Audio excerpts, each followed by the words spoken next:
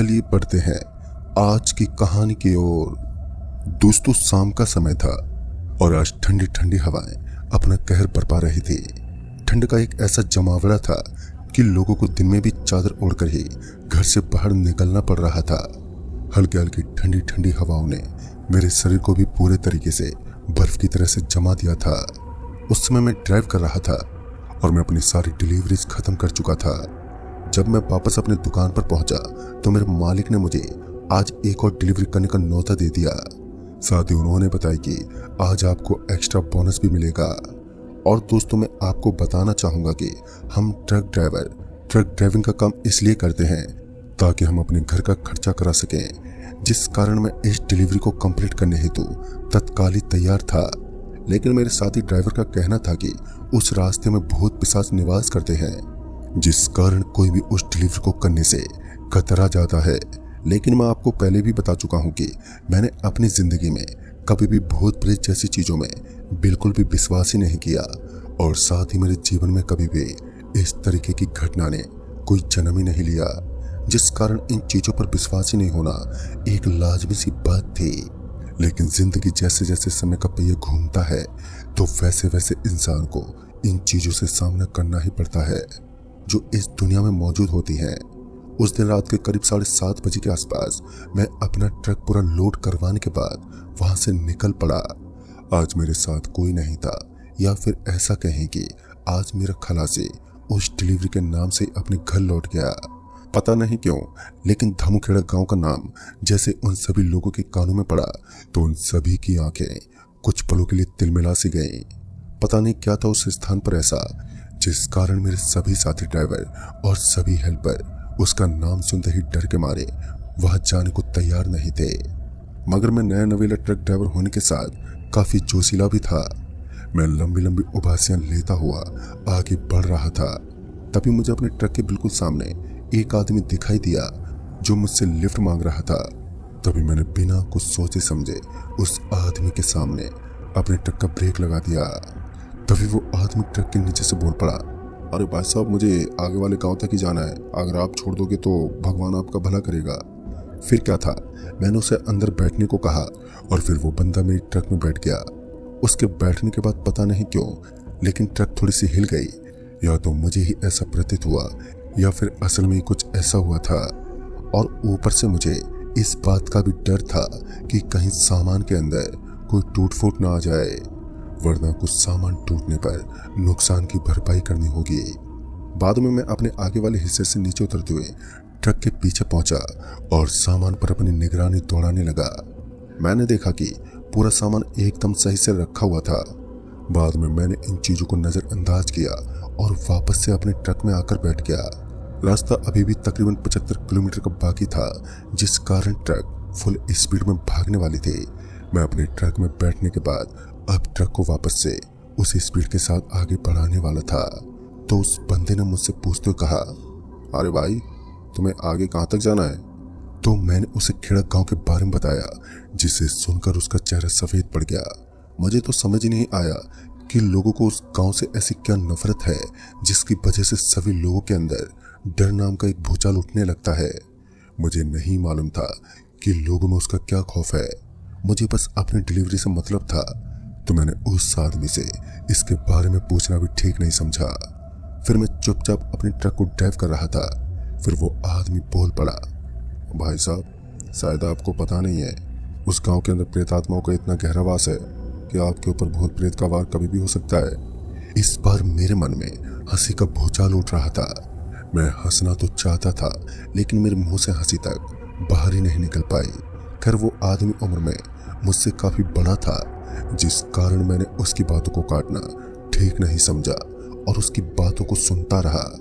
बाद में मैं भी उस आदमी को कहने लगा, अरे भाई साहब देखो, मुझे भी भूत प्रेत से कोई मतलब नहीं है, मुझे तो बस अपनी डिलीवरी खत्म करके वापस लौटना है, और ये डिलीवरी मैं तत्काल से तत्काल पूरी करके ही घर लौटना चाहता हूँ। फिर मैंने उस आदमी को सीधे मुंह फोड़ते हुए कहने लगा, आप इतने पढ़े लिखे लग रहे हैं, क्या आप भी इन चीजों पर विश्वास करते हैं? तो उस आदमी के चेहरे पर एक मुस्कुराहट छा गई। तो वो आदमी बोल पड़ा, जिस इंसान के अंदर ये हरकतें बीत जाती हैं, वही इन चीजों के एहसास के बारे में एक इमेजिन कर सकता है। और जो लोग इन्हें भ्रम मानते हैं वो भी इनकी चपेट में बहुत जल्द पहुंच जाते हैं। एक बात तो मैं बहुत अच्छे से समझ चुका था कि इस आदमी की तरकस से निकाले गए कुछ तीर मेरी ही तरफ बढ़ रहे थे, यानी कि ये निशाना मेरे ऊपर साध रहा था, क्योंकि यहाँ एक मैं ही तो था जो इन चीजों पर विश्वास करने से कतरा जाता था, और यह मेरे ऊपर निशाना साध कर ठीक नहीं कर रहा था, क्योंकि मैं साबित करने वाला था कि इस दुनिया में ना ही तो कोई भूत होता है और ना ही कोई पिशाच या फिर जिन्न, और होता है तो सिर्फ लोगों का अंधविश्वास। इतना सोचकर मैंने उस आदमी की सारी बातें किसी कचरे के ढेर में डाल दी। ठंड का जमावड़ा कुछ इस तरह बढ़ चुका था कि मेरे हाथ और पैर एकदम ठंडे पड़ चुके थे। मुझे किसी भी वक्त किसी आग की बेहद ज्यादा आवश्यकता थी ताकि मैं अपने आप को थोड़ा सा गर्म कर सकूं। अभी मैं अपने कांपते हाथों से ट्रक ड्राइव कर ही रहा था कि तभी उस आदमी ने मुझे ट्रक रोकने को कहा। दरअसल उसका निवास स्थान आ चुका था जहां उसे उतरना था। फिर ट्रक से उतरते ही उस आदमी ने एक बार फिर कहा, भाई साहब माफी चाहूंगा, लेकिन आपको सतर्कता ही आपका प्रथम हथियार है, क्योंकि जिंदगी दांव पर लगी आपकी। भूत प्रेत कभी भी आपको मौत के द्वार तक पहुंचा सकते हैं। इस बार उस आदमी की बातों से मेरे दिल में एक जोरदार ठेस पहुंचा। दरअसल उसके कहने का अंदाज मुझे बड़ा ही अजीब और सीरियस लगा, जिस कारण मुझे थोड़ा बहुत ठेस तो पहुंचा ही था, लेकिन मैंने एक बार फिर उस आदमी की बातों को अपने दिमाग से निकालना ही बेहतर समझा, क्योंकि मैं नहीं चाहता था कि इस डिलीवरी पूरा करने से पहले मेरा दिमाग खराब हो जाए। और इस वक्त मैं उस गांव के बेहद करीब भी पहुंच चुका था। उस गांव से थोड़ा पहले ही मुझे बड़ी बड़ी जंगली झाड़ियां दिखाई दे रही थी, और साथ ही बड़े बड़े कच्चे मकान भी वहां पर नजर आ रहे थे। ऐसा लग रहा था मानो कुछ समय पूर्व ही यहाँ से किसी गांव को खाली किया गया हो, क्योंकि कच्चे मकान टूटे फूटे जमीन पर पड़े हुए थे और वहां पर कच्ची ईंटें भी दिखाई दे रही थी। यहाँ से तकरीबन 4 किलोमीटर आगे से ही उस गांव का एरिया शुरू होता था, लेकिन अभी तक सब कुछ सही चल रहा था। अब ट्रक भी नॉर्मल रफ्तार के साथ आगे बढ़ ही रही थी। ट्रक के सामने मुझे एक कुत्ता दिखा। उस कुत्ते का एक पाँव नहीं था, तभी वो अपने 3 पैरों के साथ सड़क पर बैठा हुआ था। जब मैंने ट्रक का हॉर्न दिया तो वो कुत्ता अपनी जगह से उठता हुआ सड़क से नीचे पहुंच गया, लेकिन नीचे पहुंचने के बाद वो मेरी ट्रक की तरफ देखकर जोर जोर से भौंकने लगा। वो कुत्ता इतनी जोर जोर से भौंक रहा था मानो मैंने उसका खाना खा लिया हो। लेकिन जब मुझे ऐसा प्रतीत हुआ कि वो मेरे ट्रक की तरफ नहीं बल्कि ऊपर की तरफ देखकर भौंक रहा है, तो मैंने पहले तो नीचे उतरने का सोचा, मगर बाद में मैंने अपने फैसले में बदलाव कर दिया। मैंने अपने ट्रक को आगे बढ़ाना ही ठीक समझा, क्योंकि अब उस गांव की दूरी बेहद कम थी। उसके बाद मेरी ट्रक उस गांव की तरफ बढ़ने लगी जो यहाँ से बेहद कम दूरी पर था। धीमे धीमे ट्रक की रफ्तार मैंने काफी कम कर दी थी। रात के करीब 11 बजने को आए थे। चारों तरफ ठंड के साथ साथ जोरदार सन्नाटा छाया हुआ था। रात में आने वाले कीड़ों की ध्वनि साफ साफ मेरे कानों में पड़ रही थी, और मुझे ऐसा फील हो रहा था कि इस समय मैं एक वीरान जगह पर हूँ। सिर्फ मेरे ट्रक की ध्वनि मुझे सुनाई दे रही थी, क्योंकि मुझे चारों तरफ ना ही तो कोई जानवर दिखाई पड़ रहा था और ना ही कोई पक्का मकान। ऐसा वीरान स्थान मैं अपनी जिंदगी में पहली बार देख रहा था, जहां सन्नाटे के अलावा किसी और चीज की मौजूदगी नहीं थी। अभी भी मेरी ट्रक स्पीड में आगे बढ़ती ही जा रही थी, और तभी ट्रक के नीचे से मुझे एक बड़ी तेज आवाज सुनाई दी। मुझे ऐसा प्रतीत हुआ कि ट्रक के टायर के नीचे कुछ कुचला गया है। लिहाजा मैं अपने ट्रक से नीचे उतर गया तो मैंने देखा कि मेरे ट्रक का एक टायर पूरा खून से सना हुआ था, और ऐसा लग रहा था मानो मेरे ट्रक के नीचे किसी ने अपनी जान गंवा दी हो। ये नज़ारा बड़ा ही डरावना था।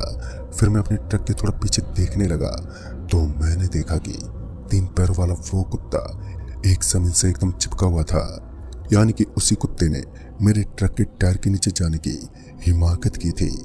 मुझे खुशी तो इस बात की हो रही थी कि मेरे हाथों से किसी इंसान की मौत नहीं हुई, लेकिन दुख तो इस बात का भी था कि यहाँ पहुंचते पहुंचते मैंने एक जीव को मौत के घाट उतार दिया।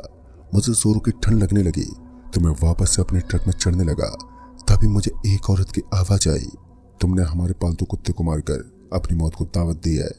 मैं अपने पीछे मुड़ा तो वहां पर कोई भी नहीं था, और जब अपने सामने देखने लगा तो वहां पर सिर्फ सन्नाटा पसरा हुआ था। मुझे लगा कि शायद ये मेरा भ्रम होगा, जिस कारण मुझे ऐसी आवाजें सुनाई दी है।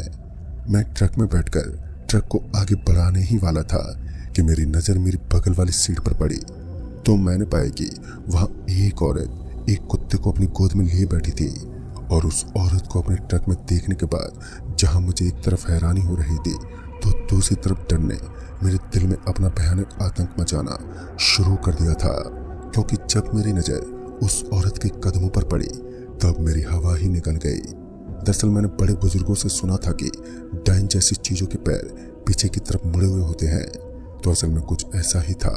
उस औरत के कदम पीछे की ओर मुड़े हुए थे। मुझे जल्दी से जल्द या तो ट्रक को इस स्थान से निकालना था या फिर अपने आप को। मुझे समझ नहीं आ रहा था कि अब मैं करूँ तो करूँ क्या, क्योंकि वो औरत बिना मेरी तरफ देखे ही मेरे दिल में खौफ पैदा कर रही थी, तो दूसरी तरफ उस कुत्ते का रूप मैं पहले भी देख चुका था। मुझे इन दोनों की करतूत कुछ समझ में नहीं आ रही थी कि यहाँ पर हो क्या रहा है।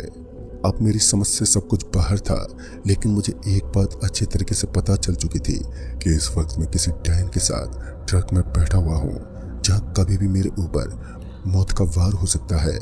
मैंने उस वक्त अपनी डिलीवरी को नजरअंदाज किया और ट्रक से नीचे उतर गया। ट्रक से नीचे उतरने के बाद भी मुझे यहाँ से भागने का कोई बचाव वाला मार्ग वहां पर दिखाई नहीं दे रहा था। सिर्फ एक ही रास्ता बचा था, सामने की तरफ वाला। बाकी के चारों तरफ सिर्फ जंगली झाड़ियां थी। फिर मैं बिना कुछ सोचे समझे अपने सामने वाले रास्ते की तरफ ही लगातार भागता रहा, क्योंकि मेरी जिंदगी और मौत के बीच में एक वही रास्ता बचा था जो मुझे एक नई जिंदगी प्रदान कर सकता था। मैं लगातार अपने कदमों के सहारे सड़क पर भागता रहा। फिर जब मैं एक पल के खातिर अपने पीछे मुड़ा तो मेरी आंखें फटी की फटी रह गईं। मुझे अपनी आंखों पर विश्वास ही नहीं हुआ। दरअसल जिस जगह से मैंने भागना शुरू किया था अभी भी मैं उसी जगह पर अटका हुआ था। अब मेरा तो दिमाग खिसक गया। फिर वो औरत मेरी ट्रक से नीचे उतरने लगी और शायद वो मेरी ही तलाश कर रही थी। छल कपट का यह गांव अपना असली रंग दिखा रहा था और अब मेरा दिल समझने लगा था कि दुनिया में भूतों का अस्तित्व भी होता है। उस औरत को अपनी तरफ आते देख मैं तो एक बार फिर अपने कदमों को आगे की तरफ बढ़ाने लगा। फिर मेरे दिमाग में एक बात नोट हुई, जैसे जैसे मैं दौड़ने की कोशिश कर रहा था तो वैसे वैसे मैं छल कपट के अंदर फंसता ही जा रहा था। फिर मैंने अपने आप को थोड़ा शांत किया और हल्के हल्के कदमों के साथ एक पेड़ को निशाना बनाकर उसकी तरफ बढ़ने लगा। फिर थोड़ी देर में मैं उस पेड़ को क्रॉस करके आगे की तरफ बढ़ चुका था। मुझे उस आदमी की एक बात याद आने लगी। दरअसल उसने मुझसे कहा था कि अगर तुम्हारा सामना कभी भी बहुत प्रेत से हो तो भूल कर भी पीछे पलटकर मत देखना। मैं इसी गलती को एक बार कर चुका था। अब दोबारा दोहराने की मेरे अंदर कोई काबिलियत नहीं थी, जिस वजह से मैं अपनी मुंडी को बिना इधर उधर हिलाए सामने की तरफ बढ़ता रहा। और उसके बाद मैं उस गांव के अंदर पहुंच गया जहां खतरों का खेल सिर्फ भूत प्रेत आत्माओं के बीच खेला जाता है। और उसके बाद मैं एक घर के पास पहुंचा जिसके बाहर एक लाइट चल रही थी। दिखने में वो घर बाकी घरों से काफी बड़ा और शानदार लग रहा था। मैं जिंदगी बचाने की एक उम्मीद लेकर उस घर की डोर बेल को लगातार बजाता रहा और कुछ समय के बाद ही एक आदमी अपने घर से बाहर निकला और जब उसने मेरा ठंड से कड़कड़ाता हुआ शरीर देखा तो उसने मुझे अंदर बुलाया और फिर मैंने उसे पूरी बात बताई। और पूरी बातों को विस्तार से जानने के बाद उस आदमी ने बताया कि हमारा गांव ऐसा ही है। यहाँ पर केवल एक आत्मा नहीं रहती बल्कि भूतों का पूरा झुंड घूमता है। जो किस्मत वाला होता है वो अपने दिमाग से बचकर निकल जाता है और जो मूर्खता की हरकतें करता है वो आत्मा उसे मृत्यु के घाट तक पहुंचा देती है। और वैसे भी इस जगह तक पहुंचने के लिए आपका सामना एक आदमी से भी होता है जो आपको रोकने की बहुत कोशिश करता है, मगर आप नहीं रुकते तो वो गाड़ी से नीचे उतर जाता है। और दोस्तों फिर मुझे याद आया कि ये तो उसी शख्स की बात कर रहे हैं जो मुझे रास्ते में मिला था, यानी कि वो भी एक भूत ही था। दोस्तों उस दिन के बाद सच बताऊं तो मैंने ट्रक ड्राइविंग के इस काम में कभी भी लापरवाही का कदम नहीं उठाया। तो दोस्तों इस कहानी में बस इतना ही।